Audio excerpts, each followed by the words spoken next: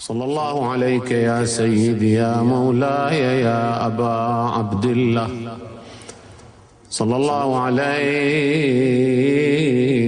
وعلى المستشهدين بين يديك. يا ليتنا كنا معكم سيدي فنفوز فوزا عظيما.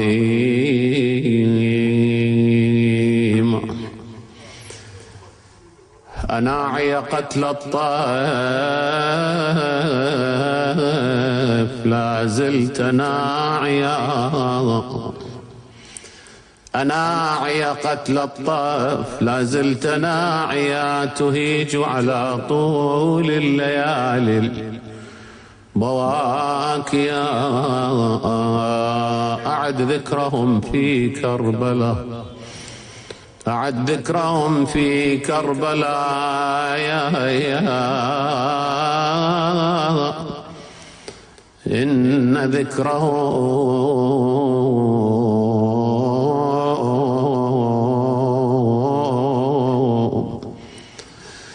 أعد ذكرهم في كربلاء إن ذكرهم أهاج لعمري في القلوب الدواهية، ودع مقلتي تحمر بعد بيضاضها، بعد رزايا تترك الدمع هامية، يا ستنسى الكراعين كأن جفونها حلفنا بمن تنعى يا ألا تلاقيا. أنسى حسينا بالطفوف معفرا على يا ضمن والماء يطن خطار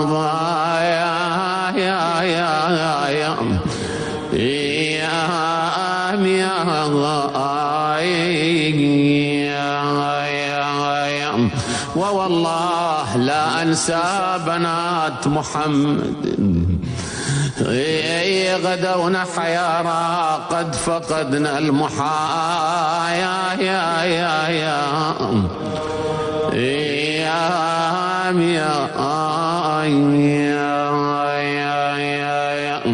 ولم أنسى لا والله يا زينب إذ غدت تنادي بصوت صدع الكون عالية يا أخي لم تذق من بارد الماء شربة وأشرب ماء الموزن بعدك صايا يا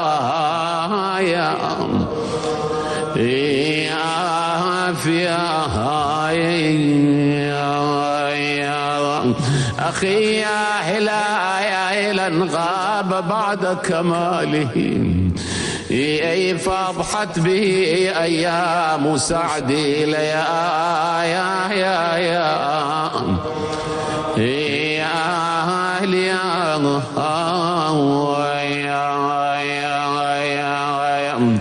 يا أخويا حسين شايف أنساك وأنسى أيامك الحلوة، شلون أنسى العمر وياك وأنسى الخير والسلوى.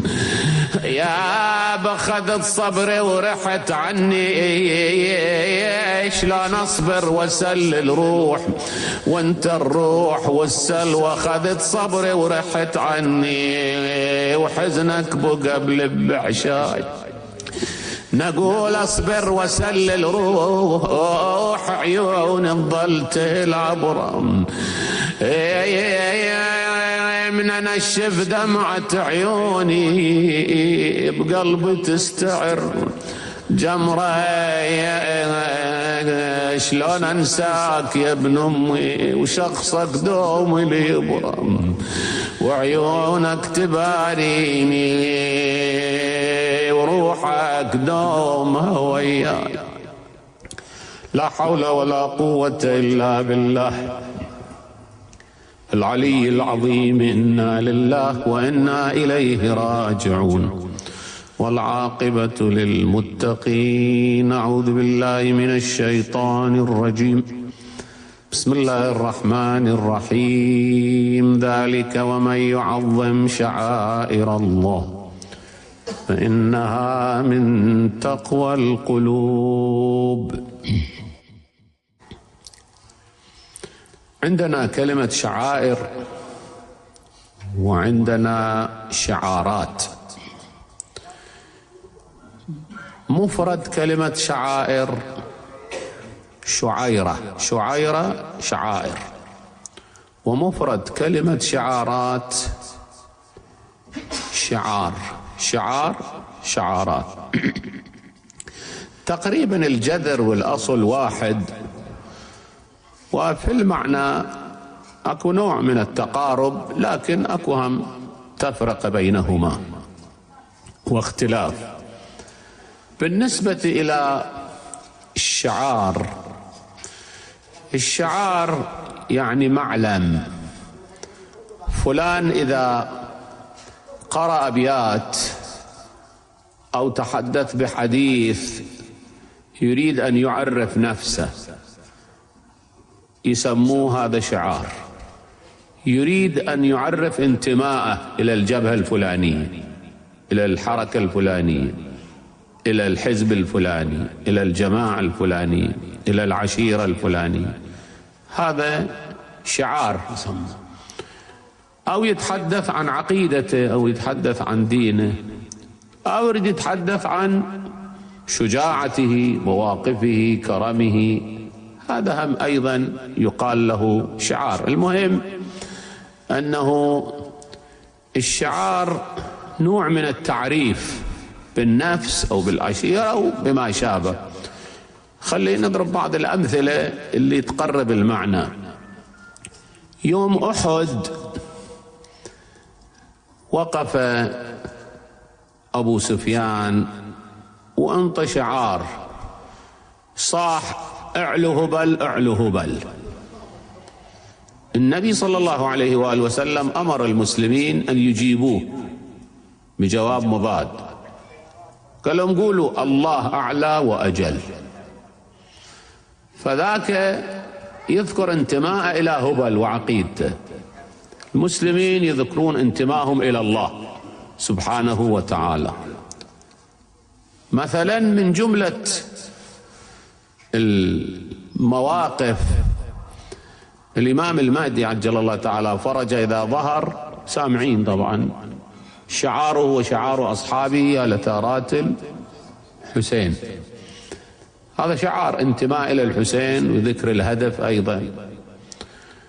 لما تجي أنت إلى كربلاء تشوف أصحاب الحسين عندهم شعار، أصحاب ابن سعد عندهم شعارات أيضا. كل من يذكر انتماءه: إني أنا الحر ومأوى الضيف، أضرب في أعناقكم بالسيف. مثلا: والله إن قطعتم يميني إني أحامي أبدا عن ديني. وذاك الشاب اللي يقول: أميري حسين ونعم الأمير، سرور فؤاد البشير النذير. يوم صفين عمار بن ياسر رضوان الله عليه يصيح: اليوم ألقى الأحبة محمدا وحزبه، اليوم نضربكم على تأويله كما ضربناكم على تنزيله. وهكذا هذه شعارات وتدل على معنى وتدل على قصد وتدل على هدف. أما بالنسبة إلى الشعائر اللي جمع شعيرة، العفو جمع شعيرة، فشعيرة وشعائر. القرآن الكريم يستخدم كلمة شعائر في مناسبات متعددة، خصوصا في مدارات الحج، خصوصا في مدارات الحج. إن الصفا والمروة من شعائر الله. إن الصفا والمروة من شعائر الله. راح طبعا بعدين يتوضح أنه شعائر أنواع، ما يكون شعائر مكانية أكو مثل المروة والصفا، أكو شعائر مثلا آلية حيوانية نسميها حيوانية. والبدن جعلناها لكم من شعائر الله. البدن شنو؟ جمع بدنة. بدنة يعني شنو؟ بدنة يعني الناقة الخاصة، هذه عمر خاص اكو بيه يسموها بدنة. فهذا لما يجيبوهن للنحر، فيعبر القرآن الكريم والبدنة جمعها بدن، الله تعالى جعلها من شعائر الله. حيوان هذا قبل ما يعين للهدي، يعين للذبح، يعين للأضحية، حيوان عادي، لكن لما صار عليها الرسم، صار عليها الاسم، معناه أخذ معنى آخر، وإلى فضيلة وإلى شرف وإلى امتياز جعله الله تعالى له. ولهذا تشوف كل هذه من شعائر الله. الهدي والقلائد، هدي أم هذا الحيوان اللي القلائد يقلدوها، يخلوا له برقبتها علامة قلادة، يعني اسم الشيء باسم المحل أو باسم الشيء الذي وياه، يعني الحيوان المقلد. هذا أيضا من الشعائر. من الشعائر الله سبحانه وتعالى خلى عرفات، هذه أرض مكان. عندك المزدلفة من الشعائر أيضا. منى من الشعائر أعمال، يعني الموقف في عرفة من الشعائر، يعني موقف زماني نحسب. من الشعائر أيضا الوقوف في مزدلفة. من الشعائر أعمال منى، ذبح وحلق ورمي وإلى آخره، كل هذه تنحسب من الشعائر. فسواء كانت أشياء معنوية أو أشياء مادية، أشياء عملية أو زمانية أو مكانية، كلها يعني البيت نفسه من شعائر الله. البيت نفسه من شعائر الله. المناسك كلها من شعائر الله. ذلك ومن يعظم شعائر الله. تعظيم شعائر الله يعني تطبيق أوامر الله. إذا فد شيء مأمور الإنسان بفعله، إذا فعله هذا من التقوى. إذا مأمور بشيء أن يبتعد عنه، مثل ما 24-25 شيء إذا الإنسان لبس الإحرامات مالته بعد يكون يبتعد عنه، يعني حرام عليه الطيب والصيد وإلى آخره. فالعملية هذه تعظيم لشعائر الله. ولذلك القرآن الكريم في سورة الحج أحيانا يجي استعمل القرآن الكريم آيات متعددة، وأذن في الناس بالحج يأتوك رجالا وعلى كل ضامر، وهكذا مشى. ومن يعظم حرمات الله، قل ومن يعظم حرمات الله. حرمات الله نفس شعائر الله، يعني هذه الأشياء اللي الله تعالى يأمر بها يريد من الناس أن يطبقوها، وإلها امتياز، إلها فضيلة. انتم تلاحظون بعض الأشياء نحن لا نعرف الحكمة منها، لكن الله تعالى حكيم، لا يأمر بشيء إلا عن حكمة، لا ينهى عن شيء إلا عن حكمة، مو اعتباطا ولا جزافا. إن أول بيت وضع للناس للذي ببكة مباركا وهدى للعالمين فيه آيات بينات، من جملة شنو؟ آية مقام إبراهيم ومن دخله كان آمن. مقام إبراهيم شنو؟ يعني أنت تروح إلى الكوفة، تروح إلى السهلة، الله يكتب لكم، يكتب لنا جميعا، يقول مقام إمام الصادق، مقام إبراهيم الخليل، مقام الإمام أمير المؤمنين، يعني كان يصلي هناك، كان يتعبد هناك. فهذا مقام إبراهيم، أكو مكان يعني كان يتعبد إبراهيم هناك؟ لا. مقام إبراهيم شنو؟ اللي رايحين للحج يدرون أنه هل الجامعة اللي سويها السابق الأخير سووها الشكل الأول كانت شكل آخر. مهم ما بتعاين ببسطها، أكو صخرة حوالي متر علوها تقريبا، زين بتعاين زين بالصخر، تعاين الصخرة شنو؟ صخرجة كلش قوية من هذا النوع كلش قوي.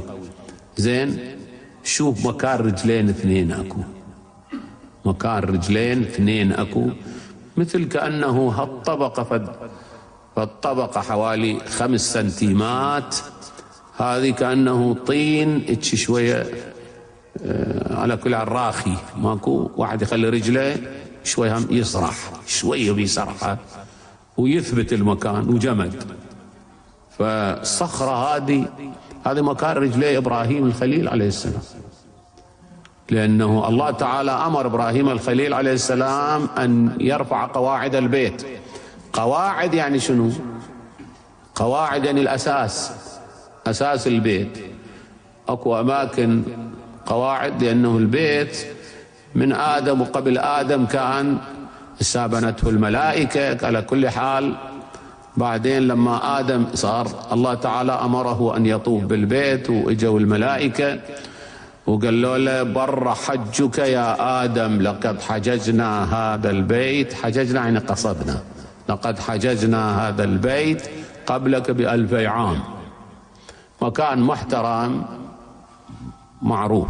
زين فبعد ذلك إبراهيم الخليل عليه السلام قسطوية إسماعيل وعافة وإلى آخره، لما صار شاب وإذ يرفع إبراهيم القواعد للبيت، قواعد من البيت، فقام يساعده. ماكو الأسطى إبراهيم الخليل عليه السلام والعامل عامل واحد عنده بس، هذا قلت البنائين يجبل له ما ادري يحضر له كذا، على كل حال طابوق يحط ناوشه. فالمهم انه رفع البيت. يا حسين يا حسين. اذا نجي احنا بالنسبة الى الحسين عليه السلام، اكو عندنا شعائر حسينية، شعائر حسينية، شعارات الحسين على كتور لكن شعائر الحسين، مجالس الحسين شعائر الحسين، من شعائر الحسين تعازي شبيه، ما أدري قراءة تعزية، قراءة مصيبة، قراءة رثاء، خدمة في مجلس الحسين، الحديث الذي يجري حول الحسين وحول ثورة الحسين، هالحركات هذه كلها زيارة الحسين عليه السلام، كل هذا انشداد بالحسين عليه السلام، كلها شعائر الحسين وكلها مقدسة. انت لا تتعجب انه المؤمنين يجون يتبركون بمنبر الحسين. رحمة الله على روح احد العلماء الخطباء مشيخ علي الحمامي قديما في النجف، حسب ما سمعت من أستاذي السيد إبراهيم البهبهاني كان يقول مجلس الحسين حرم الحسين، ومنبر الحسين قبر الحسين، منبر الحسين قبر الحسين. لما يجي عنده عقيدة هذا يجي يتبرك بمنبر الحسين أو يتبرك بزاد الحسين أو يتبرك بالأشياء اللي منسوبة للحسين، عليها صبغة الحسين، عليها اسم الحسين، عليها وجاهة الحسين. الحسين عند الله وجاهة، اللهم اجعلني عندك وجيها بالحسين في الدنيا والآخرة. يعني في الدنيا والآخرة الحسين ينطي وجاهة للناس، لأن هو وجيه عند الله، وجيه عند الله. إذن لازم نعرف فضل هذه المجالس ونعقد هذه المجالس. يا فضيل أتجلسون وتتحدثون؟ قال نعم سيدي. قال إن تلك المجالس أحبها فأحيوا أمرنا. رحم الله من أحيا أمرنا. إحياء أمر أهل البيت، إحياء مدرسة أهل البيت، إحياء علوم أهل البيت، هذا بواسطة هذه المجالس الشريفة. 3 عناصر لازم تجتمع لانعقاد المجلس حتى يتكامل المجلس. العنصر الأول المجلس. الله تعالى يهيئ ناس طيبين يصرفون الأموال، يسوي له حسينية، يجيب فراش وكهرباء وسماعة ومنبر ووسائل وإلى آخره. فهذا أولا. ثاني عنصر المستمعون. إذا مجلس ما بي مستمعين ماكو فائدة، يعني ما يتشكل المجلس، ما يتكامل المجلس. والعنصر الثالث الخطيب، القارئ، الراثي. هذا أيضا إلى تأثير كبير جدا، يعني قفص من ذهب ولازم فيه طير، فيه بلبل، فيه غير، وإذا خالي فائدة شنو؟ هذا له قفص من ذهب. فالعنصر المهم بالنسبة للخطابة وبالنسبة للقراءة وبالنسبة لما يذكر على المنبر الحسين. بس لازم شيء نلتفت إلى إحنا خصوص في زماننا. يقول لك أنا أتعب أروح منا الحسينية العترة وحسينية فلان، أنا قاعد ببيتي وأحيانا أتمدد أمات ومرتاح وشوف بالفضائية الفلانية والله أكبر خطيب يقرأ وسمعت كم خطيب، أي هي لا لا لا، ذاك محل. لكن حضور المجلس شعار، مجالس الحسينية شعائر الحسين، لازم الشعائر هذه نأيدها. شوفوا الفرق بين واحد يصلي يقول له حسين أصلي أنا ببيتي، ما يريد بعد ألبس كل ملابسي وأخبص روحي، برتاح على ملابس البيت وصلي صلاتي وتوجه يا أحسن. لا، هذا إلى ثواب محدود. لما يجي للمسجد إلى ثواب مضاعف أضعاف كثيرة. إذا يصلي جماعة شعار وشعائر، ومن الشعائر هذا شعار المسلمين، لأني شعائر المسلمين. فلما صلي جماعة إلى معنى آخر. لما يجي للحسينية حسينيات ويشوفها مملوءة، معناه انشداد وانتماء وتولي هؤلاء الحاضرين للحسين سيد شباب أهل الجنة سلام الله عليه. يا حسين يا حسين.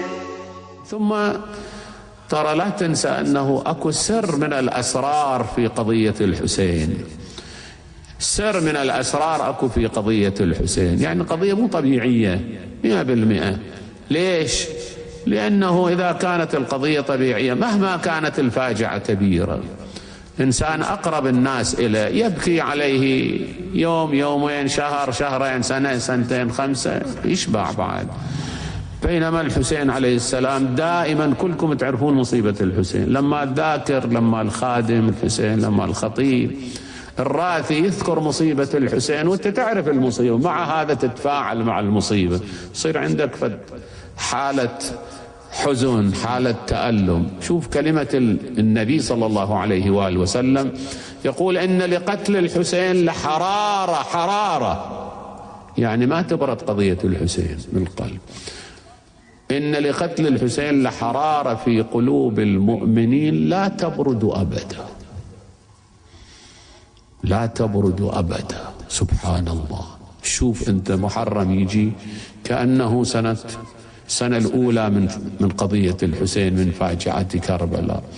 سيجون البعض وليش النبي أفضل؟ ليش ما تبكون على النبي هاجد؟ وليه؟ صحيح النبي أفضل، بس النبي هو يبكي على الحسين يوم ولادته، يبكي عليه وهو سنة عمره، يبكي عليه وهو يراه ضاحكا، يبكي عليه يراه باكيا. يا حسين يا حسين.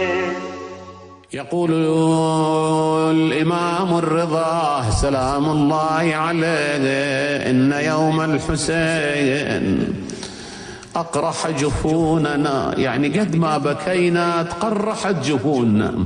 إن يوم الحسين أقرح جفوننا وأسبل دموعنا. وأورثنا الكرب والبلاء إلى يوم الانقضاء.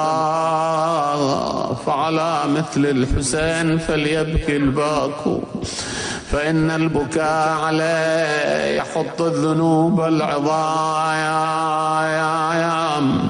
ثم قال: كان أبي، يعني الإمام الكاظم، كان أبي إذا هل هلال محرم لا يرى ضاحكا أبدا، وكانت الكآبة تغلب عليه حتى تمضي منه 10 أيام، فإذا كان اليوم العاشر كان يوم حزنه وبكائه ومصابه، فكان يقول: هو اليوم الذي قتل فيه جدي الحسين.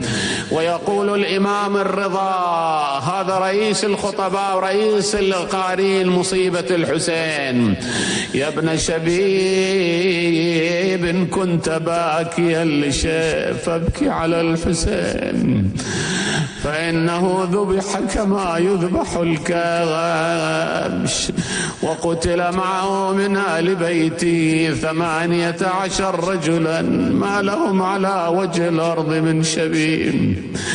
ولسان حال الشيعة بقلبي ماتمك يا حسين ينصاب. والله كل واحد يشعر بالحزن من محرم، بقلبي ماتمك يا حسين ينصاب، وذكرك من يمر الدمع ينصاب بقلبي دون قلبك ريت. 1000 مرة مو مرة واحدة، قلبي دون قلبك ريت ينصاب، وخد دون خدك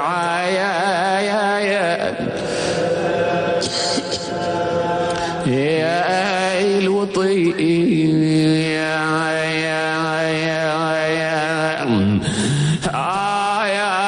عليك الماء حزن يا حسين ينسال، انت جنيت انت وعليك السيف ينسال،